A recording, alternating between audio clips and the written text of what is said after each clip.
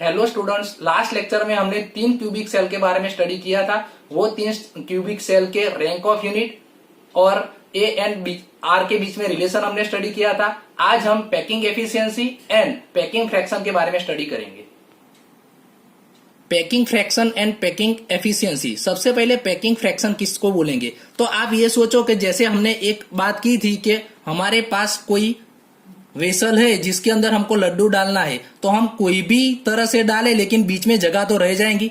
तो हम ऐसा ट्राई करेंगे कि मैक्सिमम लड्डू इसके अंदर आ सके, फिर भी बीच में तो जगह रहेगी। तो इसी को बोलते हैं कि हम कितना मैक्सिमम यहाँ लड्डू डाल सकते हैं, इसी को बोलते हैं पैकिंग एफिशिएंसी, जो 100 के अकॉर्डिंग काउंट होती है, यानी कि वो परसेंटेज में होती है। और पैकिंग फ्रैक्शन 1 के अकॉर्डिंग काउंट होती है, ये 100 के अकॉर्डिंग काउंट होती है। यानी कि पैकिंग फ्रैक्शन को अगर हम 100 से मल्टीप्लाई कर दे तो पैकिंग एफिशिएंसी मिल जाएंगी। सबसे पहले हम पढ़ेंगे पैकिंग फ्रैक्शन किसको बोलेंगे। एकदम सिंपल है, आप इसको सोचो, ये तो 2D है, एक्चुअल में ये 3D होता है, हमको मालूम है। यूनिट सेल 3D होता है, तो जो 3D होता है यूनिट सेल, वो 3D यूनिट सेल का जो टोटल वॉल्यूम होगा वो टोटल वॉल्यूम नीचे आएगा और ऊपर एक एटम का वॉल्यूम जो होगा वो एटम का वॉल्यूम ऊपर आएगा।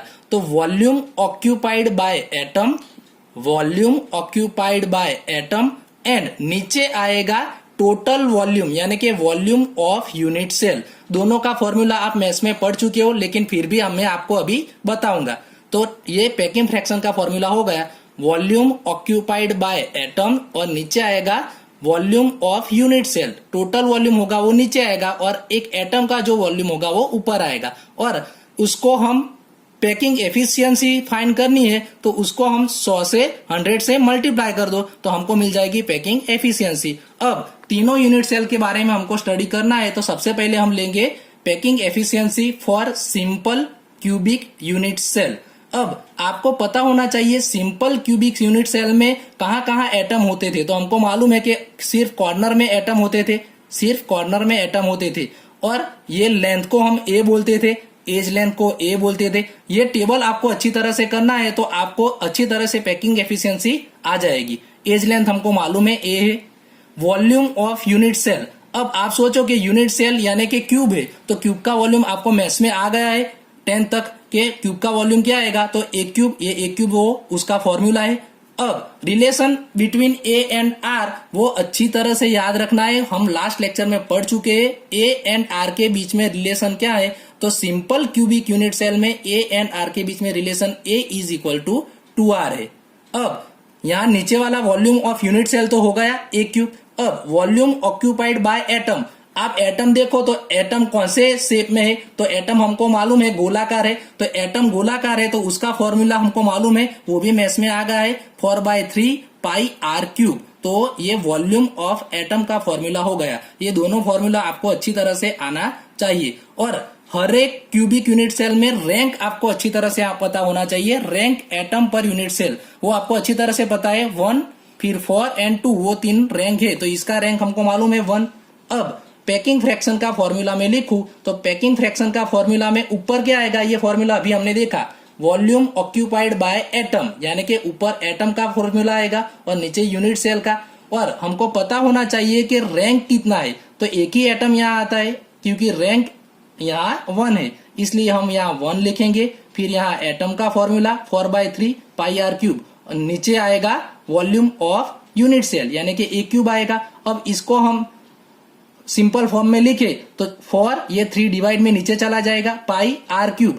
अब ए एंड आर का रिलेशन मालूम है, या तो आर के बदले हम ए की वैल्यू पुट कर दे या ए के बदले आर की, तो ए इज इक्वल टू 2r हम लिख सकते हैं। तो यहाँ ए के बदले हम ए इज इक्वल टू 2r लिख दे, ए के बदले ए इज इक्वल टू 2r लिख दे, तो 2r का क्यूब हो जाएगा। तो 2 का क्यूब तो 8 आएगा और r का क्यूब आएगा। अब 4 2 8 हो जाएगा, तो नीचे आ गया 3 2 6, 3 2 6 नीचे बाकी बचा।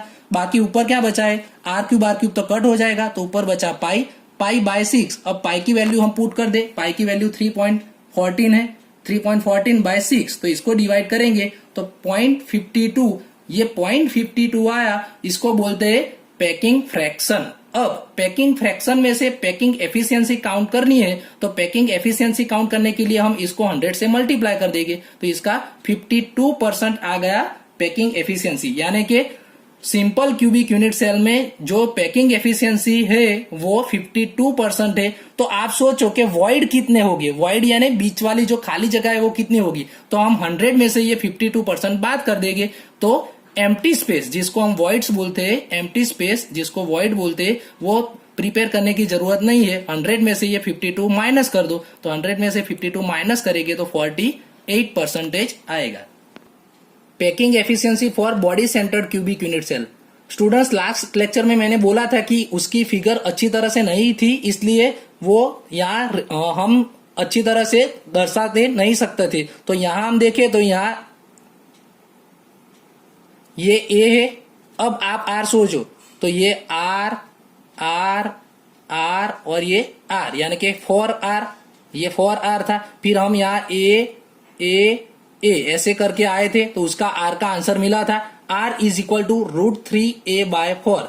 आर एंड ए के बीच में ये रिलेशन हमको मिला था, वो हमको अच्छी तरह से पता होना चाहिए। Cubic centre body centred cubic unit cell में √3a/4 था और फेस सेंटर्ड में √3 के बदले √2 था। तो R is equal to √3a/4 और ए की फॉर्मूला इसमें से हम बना सकते हैं, A is equal to 4R/√3। ये दोनों में से कोई भी आप लिख सकते हो। अब रैंक ऑफ यूनिट सेल हमको पता है बॉडी सेंटर्ड में 2 है। वॉल्यूम ऑफ यूनिट सेल तो फॉर्मूला हमको पता चल गया है A³। वॉल्यूम ऑफ एटम का भी पता चल गया है 4/3πr³। अब पैकिंग फ्रैक्शन का फॉर्मूला लिखेंगे, बहुत ही इजी है, वही फॉर्मूला लिखना है। लेकिन यहाँ 2 एटम है इसीलिए आगे हम 2 लिखेंगे, फिर 4/3πr³, नीचे आएगा A³। अब आप ए के बदले कौन सी वैल्यू लिख सकते हो, तो या तो हम ए के बदले वैल्यू लिख सकते हैं या तो आर के बदले। यहां मैं ए के बदले वैल्यू लिखता हूं तो ए के बदले हम कौन सी वैल्यू लिख सकते हैं, तो ए के बदले 4R/√3 लिख सकते हैं। यहाँ 2 4 8 हो जाएगा, ये 3 नीचे चला जाएगा तो ये 3 नीचे आ गया, πr³। अब ए के बदले हमने वैल्यू पुट कर दी, ए के बदले वैल्यू है 4R/√3, उसका क्यूब है। अब आप सोच सकते हो √3 का क्यूब वो तो ऊपर चला जाएगा, यानी √3 मल्टीप्लाई √3 मल्टीप्लाई √3 वो ऊपर जाएगा। नीचे 4 का क्यूब यानी 4 मल्टीप्लाई 4 मल्टीप्लाई 4 और r³, तो r³ तो कट हो जाएगा। √3 मल्टीप्लाई √3 यानी 3 होता है तो ये 3 कट हो जाएगा। 4 2 8 हो जाएगा और 2 2 4 हो जाएगा। तो अब बाकी क्या बचा ये देखो, आप ऊपर बचा पाई, नीचे बचा 4 and 2, तो 4 मल्टीप्लाई 2 यानी 8 और एक √3 ऊपर बाकी बचा तो π√3 और नीचे 8 बाकी बचा। अब पाई की वैल्यू पुट कर देंगे और आप आंसर फाइंड करेंगे तो इसका आंसर आएगा 0.68। ये पैकिंग फ्रैक्शन मिला। और पैकिंग एफिशिएंसी कितनी आएगी, तो इसको हम 100 से मल्टीप्लाई कर दे, तो 100 से मल्टीप्लाई करेंगे तो पैकिंग एफिशिएंसी आएगी 68%। अब वॉइड्स कितने आएंगे, तो 100 में से 68 को माइनस कर दो तो 32% वॉइड आएंगे। अब आप तीसरा वाला अब आप होमवर्क में कर सकते हो, packing efficiency for face centred cubic unit cell, वो आप इसी तरह होमवर्क में कर सकते हो। अब मैं ये समराइज करा देता हूँ, ये टेबल आपको बहुत आईएमपी है, ये नीट में, गुजसेट में, सभी एग्जाम में ये टेबल अच्छी तरह से करना है, इसमें से कोई भी एक आता ही है। तो क्रिस्टल सिस्टम हम 3 टाइप के पढ़े, सिंपल यानी कि प्रिमिटिव, सिंपल को हम प्रिमिटिव क्यूबिक यूनिट सेल भी बोलते हैं, body centred and face centred. तीनों का रैंक हमको पता है 1 2 एंड 4। ए एंड आर का रिलेशन तो हमको पता है, यहाँ सबसे पहले R is equal to a/2, R वाले रिलेशन आप याद रखोगे तो अच्छी तरह से रहेगा। R is equal to a/2, R is equal to √3a/4 and R is equal to √3 के बदले √2a/4। पैकिंग एफिशिएंसी अभी हमने देखी 52%, 68% एंड 74%। सबसे ज्यादा पैकिंग एफिशिएंसी किसकी है, तो फेस सेंटर्ड की है। और वॉइड्स तो हमको पता चल गया कि माइनस कर दो, वॉइड्स भी एग्जाम में आते हैं कोई भी क्यूबिक यूनिट सेल का, तो 100 में से पैकिंग एफिशिएंसी माइनस कर दो तो आपको वॉइड्स मिल जाएगी।